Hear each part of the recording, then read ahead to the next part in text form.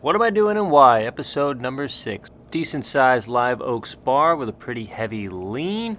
We had to rig it out of there without damaging the priceless fence and the priceless bushes because we were in rich people land. Now you might say, why not just negative rig it and then pull it away? Well, eventually we will run out of clearance for that bush and fence.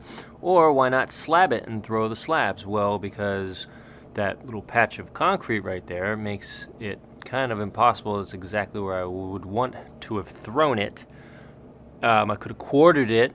Couldn't really throw on the neighbor's side because they also have priceless little things over there, the little underground irrigation and all that. So what we did is we took the tree nearby and created a double whip lifting system and tried to lift these heavy lumps off of the spar and drifted them over.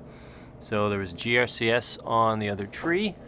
The rope goes up from there to a block in that tree, to a block on the piece being double whipped back up to that tree, and then to spread the load out more evenly, anchored to another tree a little further back so that it would put the leaning tree that we were lifting off of more into compression so that we could better distribute the forces of this lift and when the weight actually fell into the rigging. And then there's a hobs on the drift line, and we did this until we basically got down to a stump. We rigged every piece like that, and sure, it was a little bit more technical, but we had total control of every piece that came off of that spar.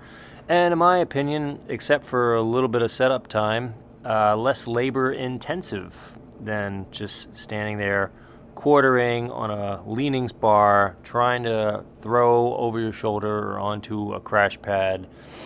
But yeah, you could have done it that way too.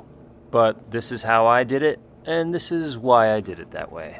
Feel free to question me or criticize me or get into a fight in the comments section with your neighbor.